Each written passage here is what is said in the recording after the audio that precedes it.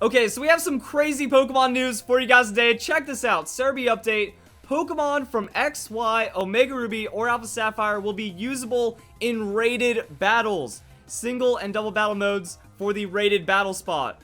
That's Pokebank. That's Blue Pentagon. That's a transfer Pokemon usable in rated battles. This is unbelievable. This is one of the craziest things, because when you think about going from 5th to 6th generation, when X and Y came out, when Pokebank first came out, they had to be Blue Pentagon. They had to be Kalos native.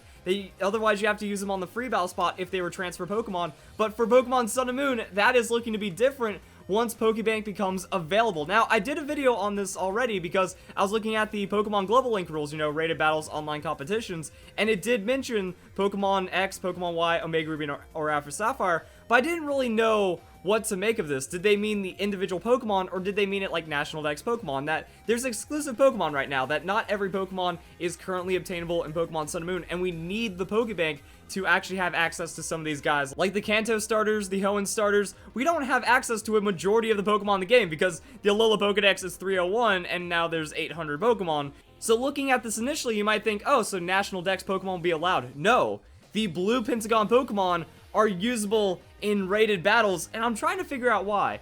It could be because of legendary Pokemon. Now, I'm not talking about box legendaries like Lugia, Ho-Oh, Giratina, and crazy legendary Pokemon like that. I'm talking about legal legendaries, such as the Trio Pokemon, that the Forces of Nature, they were available in Omega Ruby and Alpha Sapphire, and they've been allowed on the rated battle spot traditionally.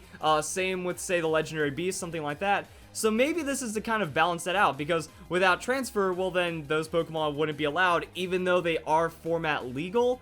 So maybe since there isn't like a lot of just Pokemon expansion, a lot of available Pokemon in the Alola region like that, that could be a reason. Or maybe it's to help people catch up with the hackers. That Pokemon Sun and Moon has been an absolute disaster when it comes to cheating. That there's more people cheating now than ever. There's more hackers, hyper training was a failure, and everyone just ended up breaking the game instead. So all the features that were meant to like kind of catch people with hackers, those failed. So you might as well just let us have the Pokemon we've already legitimately trained just in a previous generation. Gating us out of that is a way to piss people off. But also, this is kind of a way of pissing people off too, because it means that the only reason to play Pokemon Sun and Moon is to get and train 7th generation Pokemon. That other than that, you have access to all the previous generations and you just breed them, or you already have them competitive, and then you get to use them on the battle spot. And then we can look and see where things start getting really interesting because of these special battles. Pokemon restrictions, National Pokedex, banned Pokemon, only one of the following Pokemon can be used. So this is for special battles. This isn't like singles or double rated, that there's always like a crazy kind of special battle format. But this one lets you use one Pokemon that is from like the restricted legendaries. So you get access to the Magearna, Jirachi, Mew, Lugia, Ho-Oh, you can do anything like that. And Pokemon that have been transferred through the Poke Transporter cannot be used. That's a really interesting one, because that means if you bring over Mewtwo from Red, Blue, and Yellow, you cannot use that. I'm wondering what that's going to mean for the rated battles in general as well. But here's the date. Season 2 will run from January 17th to March 19th. Here is the disaster point, or maybe the actual release for Pokemon Bank. That it's been confirmed that Pokemon Bank will release late in January, but how late into January is the expected release for Pokemon Bank? Because going off of this, you would think January 17th, otherwise, the hackers have a distinct advantage. The hackers win because then they can bring their hacked Pokemon before anyone else has access to them to the rated battle spot. Like, if you think about it, that's really all this means. That say Pokemon Bank comes out the 25th or the 28th, or, you know, it's late in the month, but the season begins on the 17th. That means all of the National Pokedex Pokemon that are not available until Pokebank comes out will be used by people that are cheating the game, which means they have wide variety of strategies. It's objectively cheating at that point. So unless Pokebank comes out the 17th, there's going to be a huge hacking disaster right here. And unfortunately, I don't think the Pokemon company could go and blanket ban everyone, because what if you don't know any better? What if you don't know about the formats or transfer or something? You just want to compete online as some kind of kid, or you're not really up to date with what's going on with the rule set. So one of your friends trades you something, or you get it off the Wonder Trade, you get it off the Global Link, and you start playing with it. Well, that doesn't, like, if that flags you as a hacker, then that means you're going to be banned outright. So there's could be just like a week or two of absolute chaos as hackers have the advantage over legitimate players. If not, that means Pokebank should be out on January 17th, or the Pokemon Company completely fails. So that's the really interesting part right here. Also, like special battles, you know, sometimes special battles allow 1, 2, multiple legendaries. So I wouldn't say that this is like a crazy format right here, but I'm also really interested in what Poke Transporter is going to be up to. And then we also have some other Pokemon news going on right now. The global mission result is in. That when it came down to find Pokemon using Island Scan, we failed. So unfortunately, the goal for find Pokemon using Island Scan was not reached, but all is not lost. Everyone who participated, go grab your festival coins, and if you have registered with Global Link, you get even more festival coins. So I'm gonna go and do that right now. I haven't claimed them yet, and I already have my YouTube stuff, or I already have my recording set up. So let's go talk to her. Let me go and get my festival coins. But yeah, it's kind of a shame, and it's also really weird because we got much closer to our goal than we did for the last goal. That was like go out and catch 100 million Pokemon. We only caught 16 million, and I think the numbers ended up coming in at around 2/3 of a million. That we had like 660 something thousand. So on the last day, we got over 100,000 coming in to try to bring the points up, and a lot of people that were like holding out on their scans or whatever, but it still wasn't enough. And then we don't get anything else. Like it's an all or nothing kind of system right here, that if we don't get the million, we get 217, and if we do get the million, then we get 2017.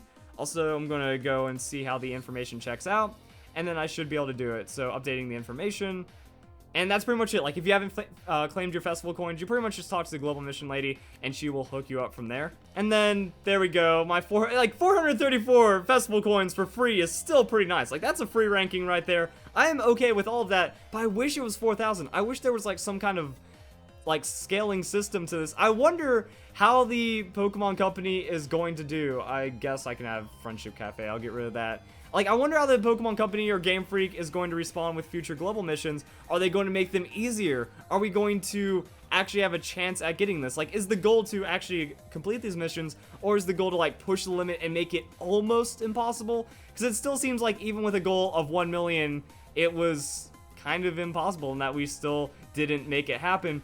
But I would say the strangest thing is the difference from this failure and the other failure. That the other failure said the first global mission goal was just missed, even though we were literally off by over 80 million. That we only had 16 million of the 100 million, and it said that the goal was just missed. So I don't know if the Pokemon Company was like trying to like keep morale up or something, like, you know what, if everyone tries again, we can do it. But it seems like they're being a lot more realistic about this. Like, results are in. You probably know we lost already. We don't know what we're going to do anymore. I wonder what the other missions are going to be. I don't think we've had any announcements about the upcoming missions, but I'd like to see it. Like, you know, if we get a good mission that runs like for 2 weeks out of every month, maybe there's a way to start adding up festival coins. But yeah, this is really weird how much of a change of pace it was. And it seems like the Pokemon Company still is trying to push for it. Like, they did a lot of updates. They were like, hey, it's about to end. Hey, here's some special QR codes. Hey, these are like very specific instructions is how you do it. You know, the global mission's about to end. The results are in. Find Pokemon using Island Scan. So they were like really trying to push to get as many people engaging with this as possible. And they just kind of like, yeah, we kind of failed again.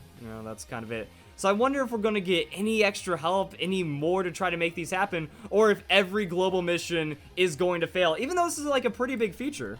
Like, you go to the official Pokemon Sun and Moon website, that when they announced the Festival Plaza, they also announced global missions, and they really tried to hype it up, and now it just seems like, nah, this feature was dead on arrival. I don't know if the Pokemon Company is going to accept that, or just start turning it into a handout, so who knows. And that's pretty much it for the news. We do have some announcements coming up that there is the Switch Nintendo Direct, and people are expecting that new Pokemon game news. So we're going to see if we get any information out of that. So I'll be over on the 12th over the next couple days. I can't wait to do that. But other than that, tell me you guys' thoughts right now as to what is going on with this whole XY Omega Ruby Alpha Sapphire. How do you feel about the transfer Pokemon being allowed on the rated battles? Do you wish that the Pokemon Company said something sooner? Because what if I bred a Pokemon that I already have ready in Omega Ruby and Alpha Sapphire? You know, that's a lot of time wasted. That effectively, the only thing, like I said, the only thing that it's good for right now is only breeding 7th generation competitive Pokemon, since you probably already have a lot of other ones. And there's the daycare loop. I would say that it would have been better, like your time would have been better spent breeding Pokemon in the 6th generation, because a little bit more AFKable, you have O powers, you have leveling, like you can get level 100 Pokemon in Omega Ruby and Alpha Sapphire through a Blissey base in a very insanely short amount of time, bring them over to Pokemon Sun and Moon, hyper train them, and then you're done. Also, some people like horde battling over SOS, so the EV training, the leveling, it's all going to be better in Pokemon Omega Ruby and Alpha Sapphire, and then you transfer it for Pokemon Sun and Moon, and then it works out like that. So I don't know how people are going to feel about this one, and also the battle items. Like, if you already have Power Band, Power Bracer, all the power items for EV training, then that means it's going to be faster to EV train in Omega Ruby and Alpha Sapphire than go, like, it doesn't make any sense, because once transfer becomes available, that's technically when you can bring your transfer Pokemon over, use them at the battle tree, use them at the battle royal, and then that's going to be able to where now you can get the battle points to get the power items, and then have all the items that you had in Omega Ruby and Alpha Sapphire that you were using to get competitive Pokemon that are usable on the rated battle system anyway. Also, do you think this is because of the hackers? Do you think that hacking has gone so out of control that this is the compensation right here? Like, okay, we have to let them use the Pokemon they've already trained, because if they have to retrain them, they're falling behind even more on the hackers, and then the cheating just gets out of control, and then people get upset because that's it. Like, I've heard a lot of people, like, they're not competing in VGC this year. They're not competing on the rated battle spot this year because there's no point. Day one, people had full 6IV teams of Pokemon, and you're still a month in trying to, like, make sure your team works out. Because while it doesn't take a month to breed a team, that first month of gameplay is going to be you getting situated. That takes time to get those power items. It takes time to get those first couple of Dittos. It takes time to get that breeding bank. Now, once you have your breed bank set up, and once you have all of your EV training and leveling tools and whatnot set up, yeah, then that means you can start cranking out Pokemon super fast in, like, hours and whatnot. But getting to that first point, you know, the first 2 months are going to take forever to get that established. And you already have it established in Omega Ruby and Alpha Sapphire, and now you're getting spit in your face and saying, oh, by the way, that work, like, it's a mixed bag, because that work also isn't undermined. That you just spent the last 2 years using this, and if you were completely locked out from using them, well, that kind of sucks too. But at the same time, that's kind of the understanded pace of Pokemon. I think that if it was better communicated, maybe it wouldn't be as bad, but I just feel like, yeah, there was a lot of potential for wasted effort, and that the hackers win anyway, so now we're just losing stuff for free, even though we've already put the energy in future and previous games. So if you guys enjoyed the video, hope you all have a nice day. Thank you very much for watching.